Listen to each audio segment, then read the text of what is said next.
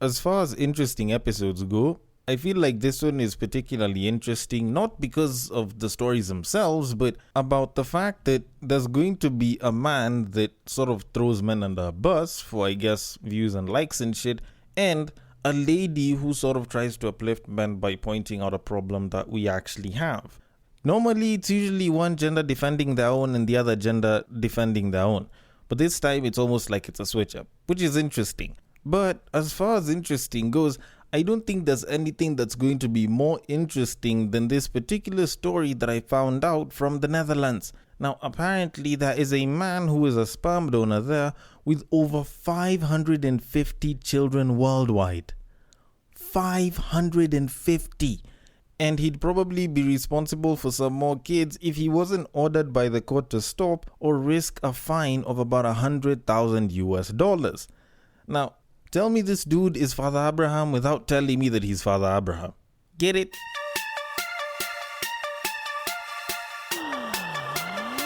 Get ready for the battle of the sexes.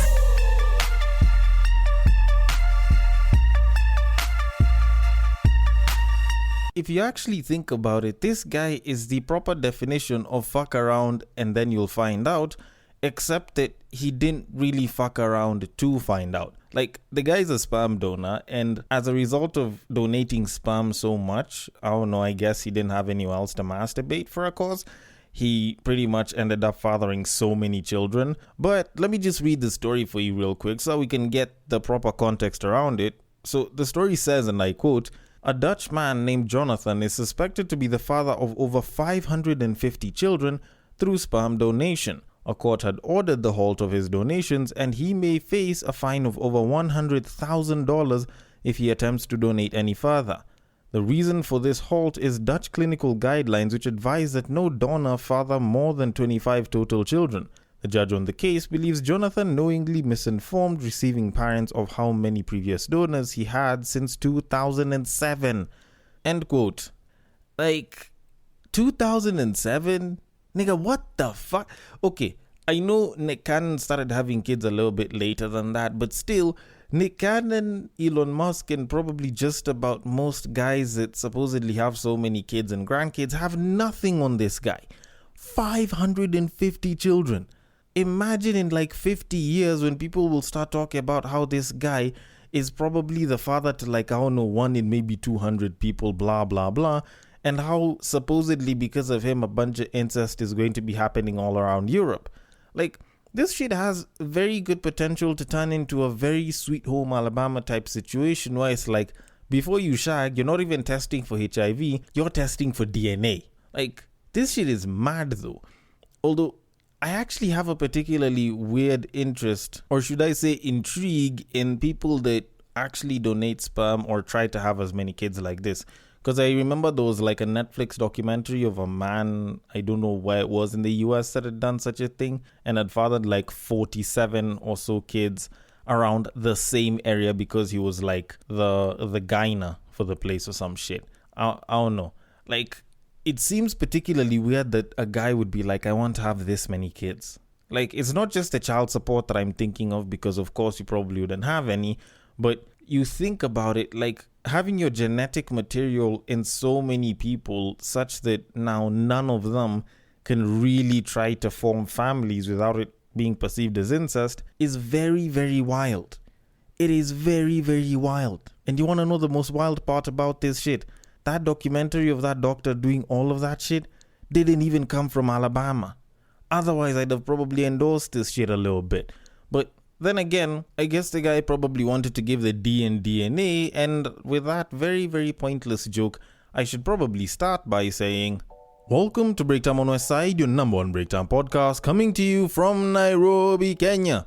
The man on the mic is a man who does not mind if she has my kids, just as long as she doesn't actually turn them into kids. He's a man who likes his women the same exact way he likes his yogurt. It is none other than your tall, dark, and mildly handsome man, Sir Denver B. The show is Battle of the Sexes, our weekly love, sex, and relationships show where I talk about giving the D, I talk about avoiding giving too many people the D.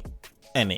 And sometimes I might discuss a topic that might rile people up, but I usually like to come through with that conclusion, to which you don't have to agree with it, but if you do feel like there is something you'd like to say about it, if you feel like you want to disagree with me directly, or if you feel like you just want to suggest something that we should talk about on the podcast, at Bricktown on Westside on Facebook and on IG is the place to hit me up at and send your feedback. The DMs are always open on Twitter. If you feel like suggesting a topic, suggesting a tweet that should be discussed, or giving your feedback, then the place to hit me up at is at Bagaka the D, because that is my personal handle, and the DMs are always open there.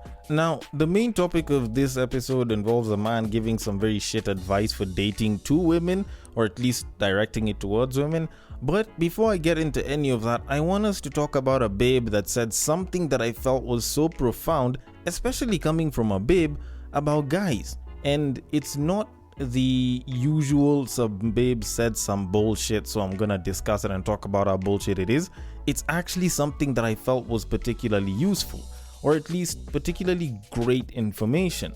Now, I'm gonna play it on here. So, without further ado, if we don't talk about how a lot of men get sexually assaulted, first of all, the men don't see it as sexual assault because we program men to always like sex, to never say no to sex. If you say no to sex, you're gay. Like, so many guys I have met that'll be like, my first sexual experience was my babysitter touched me. Because y'all be exposed to it at such a young age, you're mentally kind of worn out. Sex starts with the mind. Like, sex is, for guys, really mental. Because even if you're nervous, you can't get it up, you know?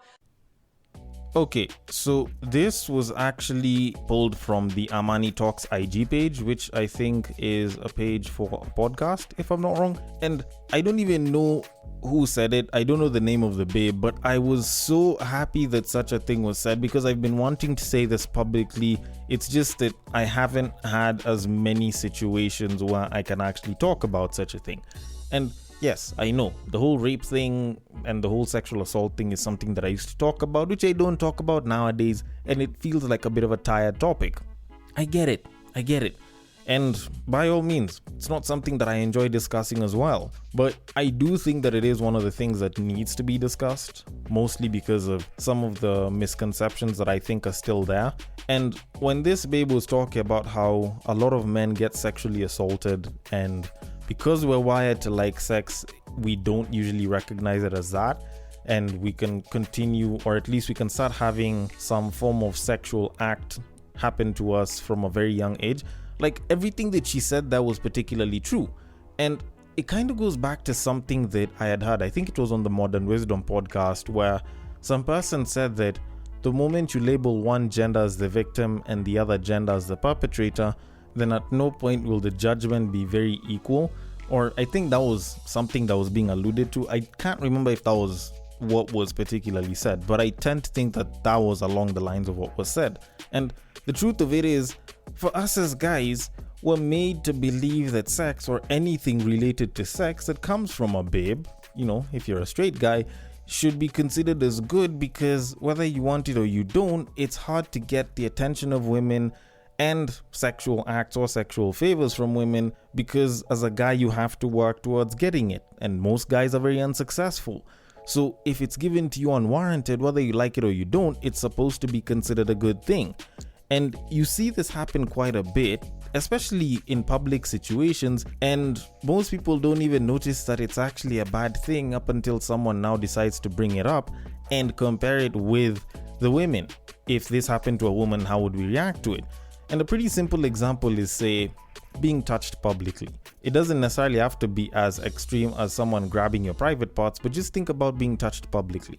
If you talk about it from a guy's side, where it's like, there's a babe that's been getting all touchy with me, the first thing the dudes will say is, you want to hit that, or should you give this babe a chance, or do you really want to give this babe a chance, stuff like that. But the moment you decide to flip the genders a little bit, now imagine if this was a babe, the first thing that's gonna come out is, so-and-so is a creep, so-and-so is very inappropriate, so-and-so is harassing you, so-and-so is a predator. And that's normally if the person is superior to you or is possibly bigger than you in some way, shape or form. Like, that's sort of how it's seen. Another very good example, and I think this one is probably the most evident one, is a situation where people have gone out, people got blackout drunk, and they woke up the following morning in a different bed with someone else in the bed. So if you look at it from a babe's point of view, where she wakes up in the morning, she doesn't know what happened the previous night. She went out with her friends, she was blacked out, drunk and shit. And then she wakes up, there's another guy in the same bed where she's in. She does not recognize where she is, but the guy is blacked out sleeping. The first thought, or at least the first thing that people will say after they hear such a thing from a babe's perspective, is she was raped because it wasn't consensual and she went out to have a good time, but she's woken up and another guy probably had sex with her and shit. You know, especially if no one's been told if the sex actually happened or didn't happen. The first thing that people will dive to is this babe was raped because there was no consent that was given. But if you flip the genders around and you talk about a guy who went out, got shit-faced drunk, blacked out, or at least in terms of memory, he blacked out while he was at the club and he woke up the following morning, another babe in the bed with him, he doesn't know exactly where he is, that's going to be considered a wild night or a good night or even a free shag. So at the end of the day, can you really say that it's sort of the same situation with the men versus the women? Because there's women that are always going to talk about how the girl child or females are sexually harassed a hell of a lot more, and men it's only like 3%. But if you look at the boy child, if you look at boys, if you look at men, or just the male human being in general, a lot of the forms of sexual harassment don't look like sexual harassment. Actually, not unless if it's extreme, you're expected to sort of like it to a degree. Although, then again, I don't want to say too much on this besides the fact that I love the fact that this babe brought it out, and I think that it's high time people actually start to accept that this is a reality, and we're not trying to play the victim here. But all in all, I'm going to leave that one aside and move things on to our main topic of today. Now, when I was on the internet sometime this past weekend, I actually stumbled onto a particularly interesting article.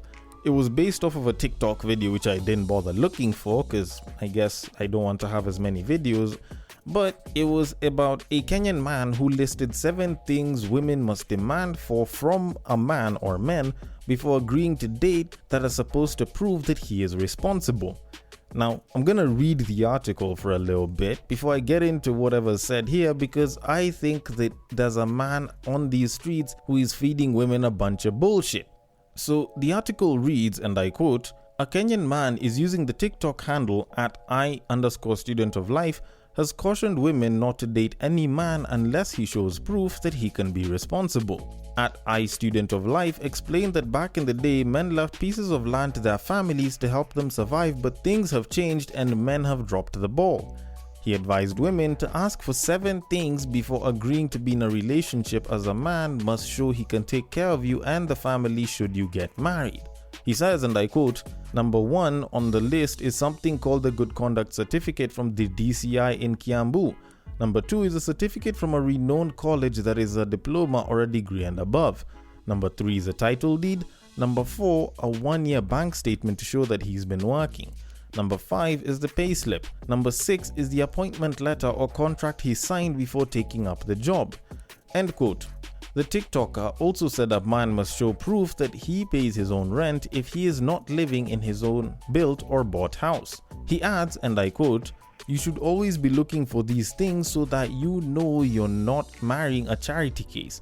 You know you're marrying a man who is going to take care of you." End quote. Some netizens agreed with him and called out men to be responsible, while others shared that the current economy doesn't allow men to have all those things. End quote, and end of the article. Now, this I find to be particularly interesting because normally I get to hear this shit from women or from dudes that are trying to pander to women. And in this particular case, I tend to think that this dude was trying to pander to women, because out of every single one of these 7 things, I do not see how any of these or a combination of all of them makes the guy look responsible enough that he'd actually be considered as a long-term mate. At least that's how I look at it. Because to be completely honest, everything that the guy's asked for is, say, a couple more than what you'd probably require if you wanted to go and get a bank loan. I shit you the fuck not.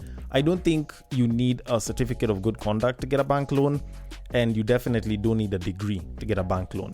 But most of the other things, the house, which shows collateral, utility bills, which I don't entirely think you need, but essentially a bunch of the other things, Like, most of that shit, you can probably use it to get a bank loan.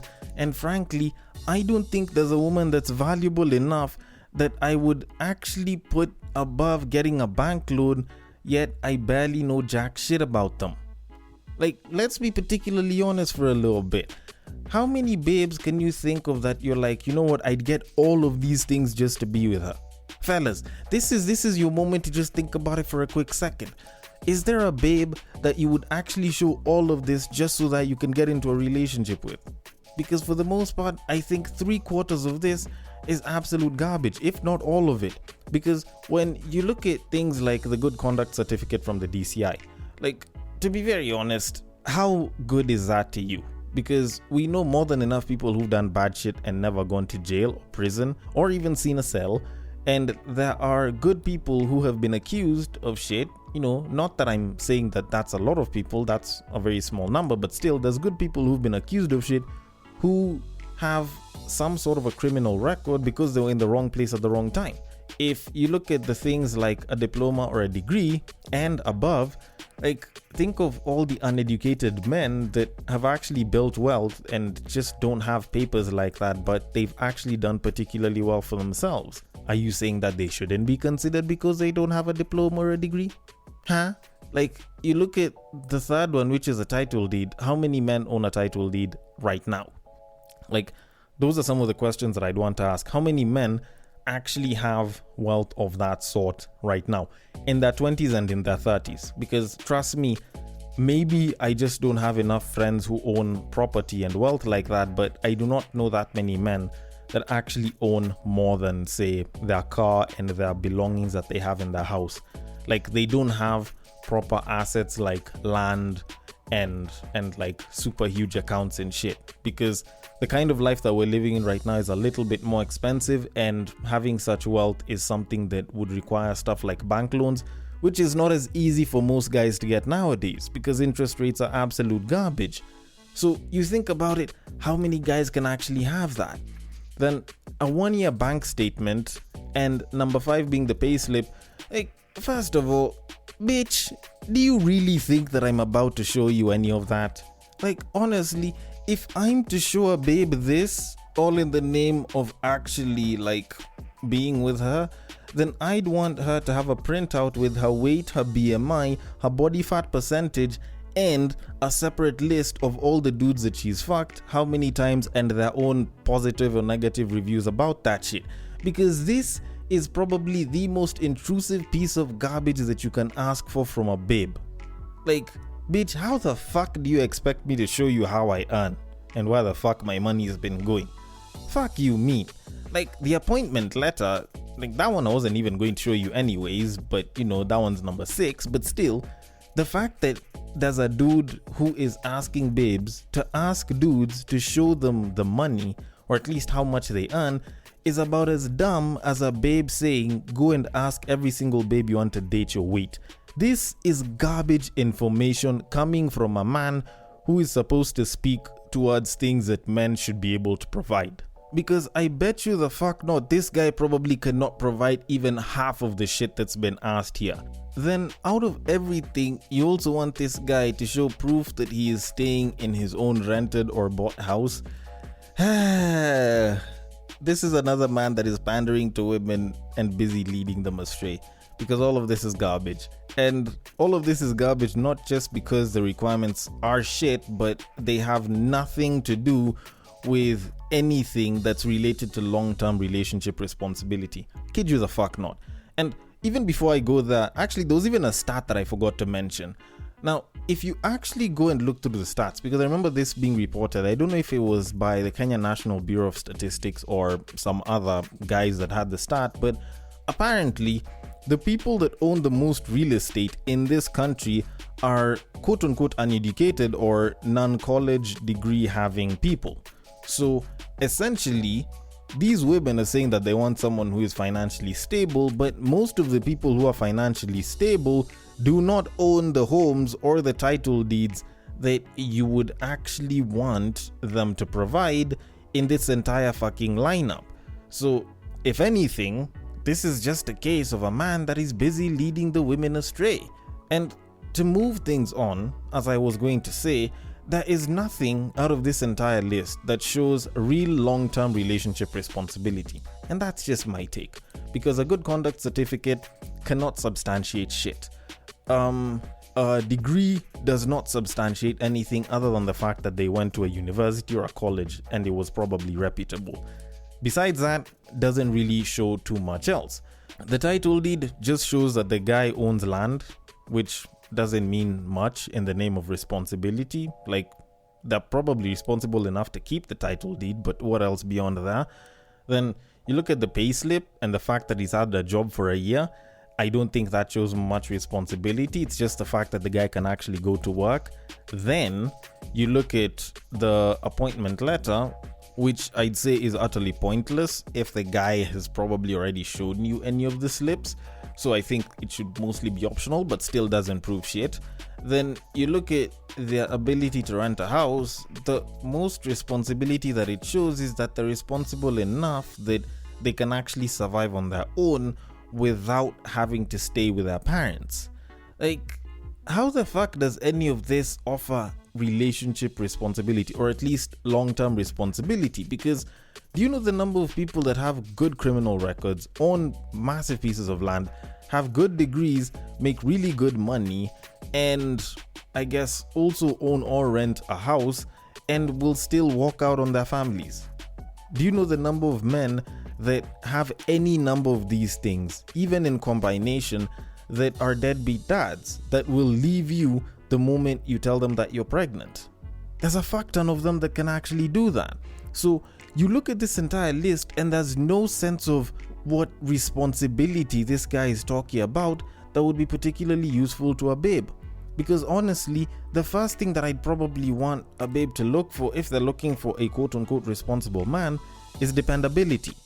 You know, the kind of shit where it's like, if I ask you to pick me up at 12 and you say that you're going to come and pick me up at 12 and you're coming to pick me up at 4, does that make you dependable? You know, something like that. Are you the type of person that can communicate well, or do you not know how to handle confrontation? Stuff like that. How do you react to high stress situations?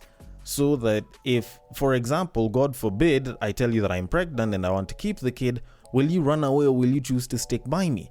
Like, there's more important things to look for than the whole look of finances. And the way this guy started by saying that back in the day, men left pieces of land to their families to help them survive, but things have changed and men have dropped the ball. Like, who says that you can't acquire this shit when you're married? Who says that any of this shit actually is proof that even though the guy has all of this, that he's going to leave it to the family? Who says that he can't put it under a different company, have the company stationed somewhere else, and probably like have the mother as like the key signatory, kind of like Ashraf Hakimi?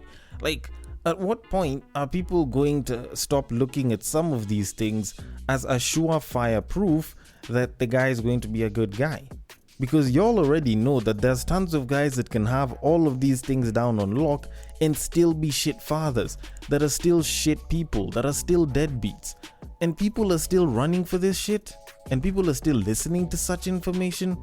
Like, there's much simpler things to look for. And by all means, I get it. If you are someone who is looking for a financially stable man, I totally get you. It is entirely up to you and hypergamy, and you can do you with that shit. But there's definitely other things to look for in someone, especially if you're trying to go long term with them and possibly have a family with them, than just these 7 things that only show that this guy is educated and has some level of wealth. So to kind of conclude all of this, I don't think that whatever it is that a lot of guys say about dating is particularly true, even though I feel like I've said that too many times. Plus also, when you get a list of things like this that just look like a matter of check boxes, you find that a lot of the things that actually make someone valuable are actually not things that make you look good on paper, but things that will actually show your value or make the other person feel like this person actually has some value and or values me as a person.